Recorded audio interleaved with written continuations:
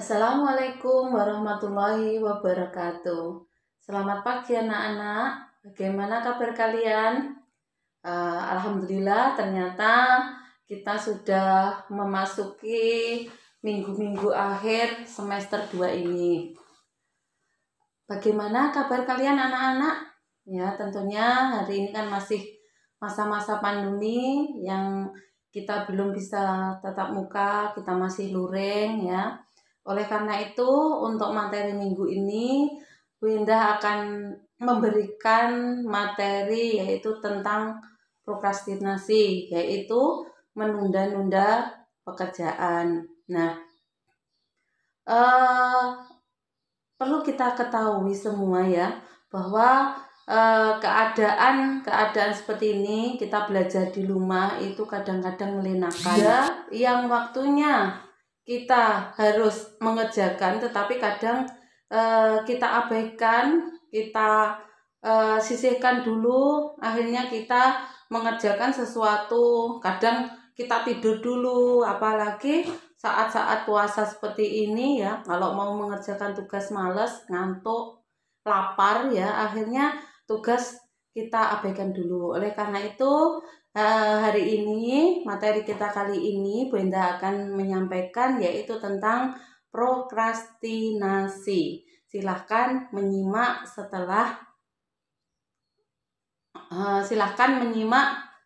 video berikut ini, tampilan PPT berikut ini. Baiklah anak-anak, langsung kita mulai ya, yaitu stop prokrastinasi.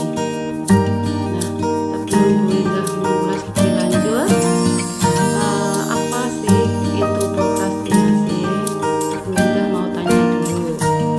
Untuk hari ini, apakah tugas kalian sudah kamu kerjakan atau belum? Atau ada yang mencicil, dipinjam sedikit? Jadi jadi prokrastinasi ini nanti itu terkait dengan tugas-tugas kalian, bagaimana cara mengerjakan tugas-tugas kalian, baik tugas-tugas akademik atau tugas-tugas yang lain. Jadi intinya yaitu tentang pelaksanaan tugas. Nah, kenapa stop prokrastinasi? Maka langsung aja kita masuk pada pengertian prokrastinasi. Apa sih prokrastinasi itu? Prokrastinasi itu adalah suatu perbuatan menunda mengerjakan tugas tanpa mempermasalahkan tujuan dan alasan dari penundaan tersebut. Istilah lain yaitu prokrastinasi adalah suatu kebiasaan menunda sebagai respon yang menetap dan sering dilakukan ketika mendapat tugas atau pekerjaan tertentu yang seharusnya dikerjakan segera. Jadi betul anak-anak, simpelnya yaitu perbuatan prokrastinasi adalah menunda-nunda sebuah pekerjaan, baik itu tugas akademik, PR, ataupun umpamanya kamu ditugaskan oleh ibumu menunda-nunda. Jadi kegiatan atau perilaku atau perbuatan menunda-nunda pekerjaan itu adalah prokrastinasi. Penyakit ya ini prokrastinasi ini anak-anak ya. Hampir semua orang itu mengalami hal tersebut. Orang prokrastinasi itu bukannya dia itu ini ya malas ya. Beda ya, prokrastinasi dan malas itu beda. Kalau prokrastinasi itu sebenarnya orang ini dia menunda-nunda ya, menunda-nunda. Tetapi kalau malas itu biasanya dia menunda tapi dia nggak mengerjakan sesuatu. Tapi kalau prokrastinasi ini jadi menunda-nunda pekerjaan, dia melakukan pekerjaan yang dia anggap suka dulu, menyenangkan dulu, atau bermain-main dulu, baru dia kerjakan tugas yang dibutuhkan sebagainya.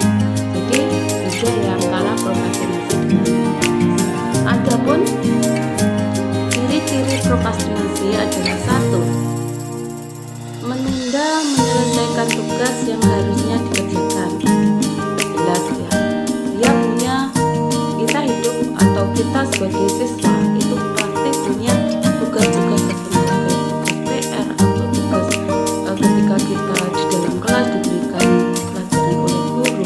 Nah, itu biasanya kebiasaan seseorang itu di kelas itu tertawa jadi ngobrol dulu sama teman-temannya sebelum dia mengerjakan tugas. Nah, nanti ketika gurunya sudah suruh ngumpulkan baru cepat-cepat mengerjakan. Nah, itu adalah keliru. Yang kedua adalah keterlambatan menyelesaikan tugas karena melakukan sesuatu yang tidak dibutuhkan atau kurang penting. Ya, misalnya itu tadi ketika guru memberikan tugas tidak segera langsung dikerjakan, tetapi bercanda dengan temannya atau main HP, WA sama temannya. Akhirnya ketika waktunya sudah selesai, tugas kita belum kita selesai. Yang ketiga adalah kesenjangan waktu antara rencana dengan kenyataan. Jadi hanya angan-angan belaka. Oh, saya setelah ini mau mengerjakan ini. Nanti setelah pulang sekolah saya mengerjakan PR setelah itu. Nah, jadi ada rencana yang lain, tapi kenyataannya apa yang kita kerjakan tidak sesuai dengan rencana yang kita buat tadi. Jadi hanya angan-angan belaka. Yang keempat adalah melaksanakan aktivitas lain yang lebih menyenangkan daripada menyelesaikan tugas yang harusnya segera dikerjakan. Ya, itu. Jadi sama aja ya, intinya sama, jadi menunda-nunda.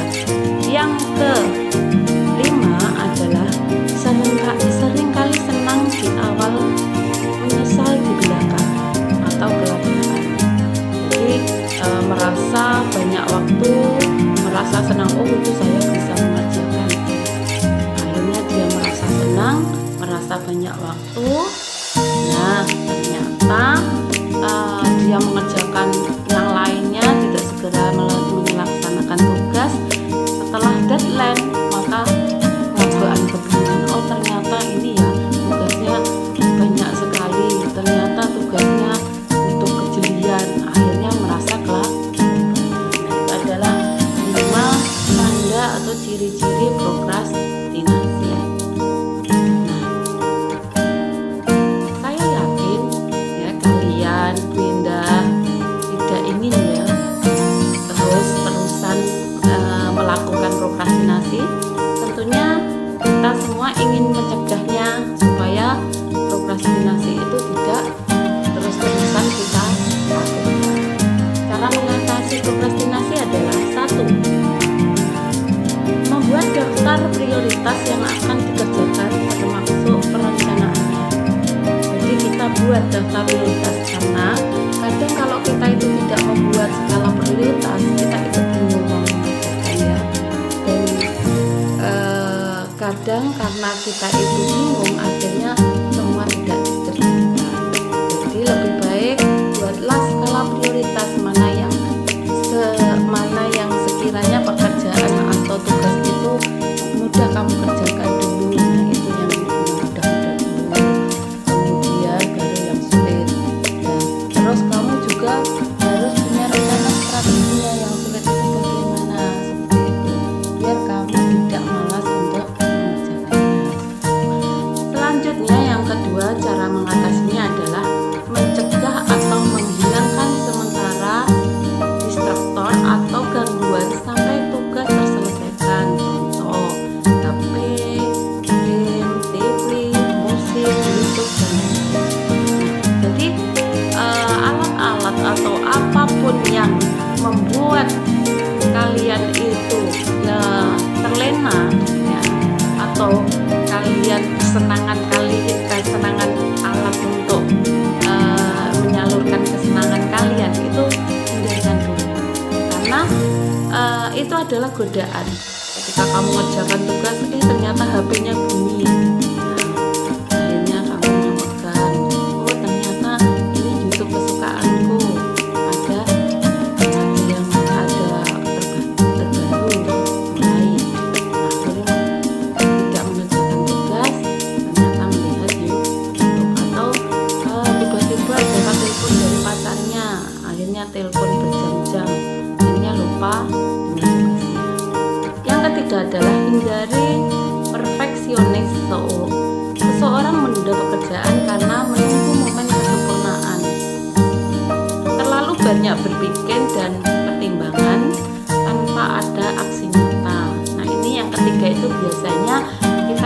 membuat tugas kan inginnya yang sempurna ya. Karena ingin sempurna itu akhirnya kita menunda-nunda. Itulah yang harusnya kita hindari. Jadi janganlah kalian itu tugasku kudu sempurna, jangan. Lakukan ya, lakukan. Karena apa?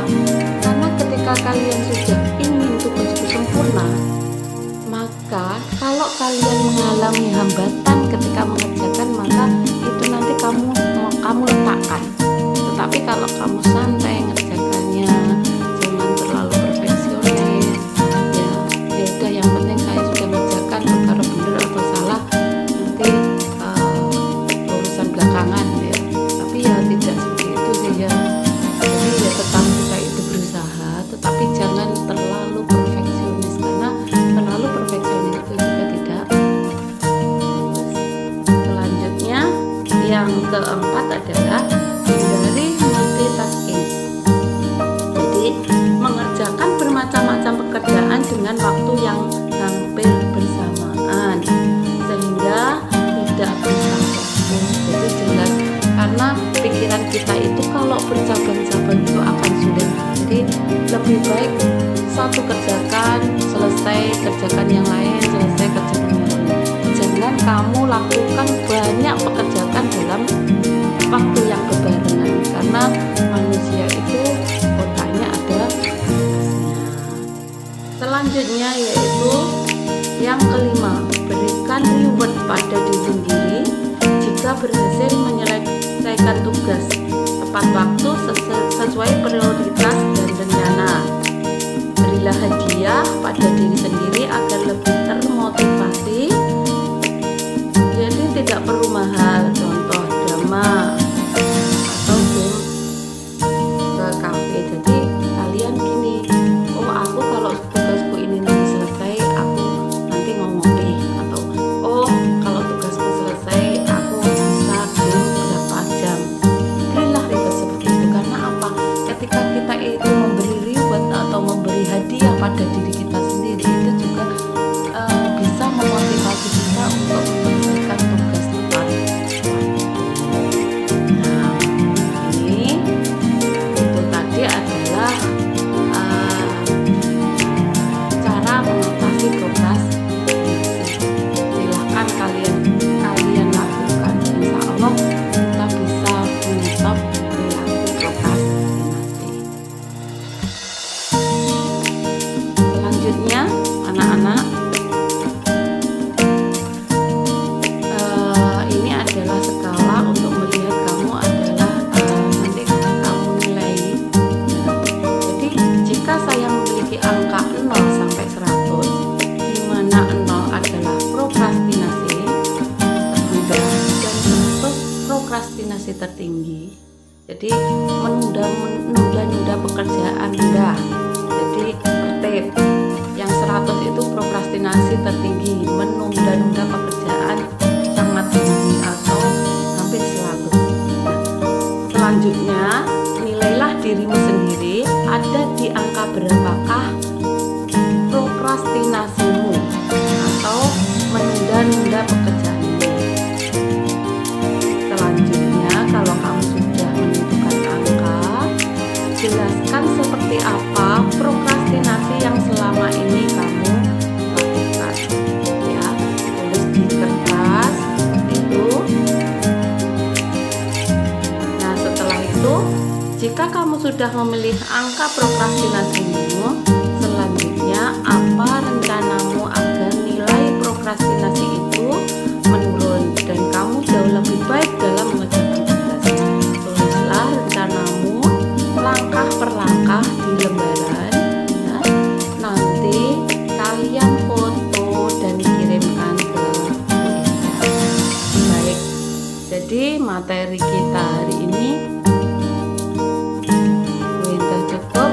Semoga kita semua terhindar dari prokrastinasi atau kita bisa mulai menyetop dari sekarang dan dari diri sendiri. Itulah tadi anak-anakku paparan materi tentang prokrastinasi.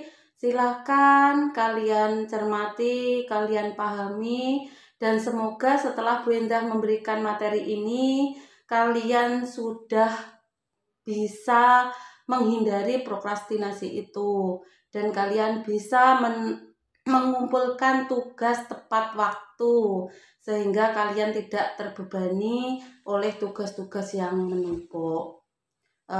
Bu Endah harap kalian tetap keadaan sehat, semangat ya, dan kita semua selalu dijaga oleh Allah, selalu senantiasa diberikan kesehatan dan keselamatan.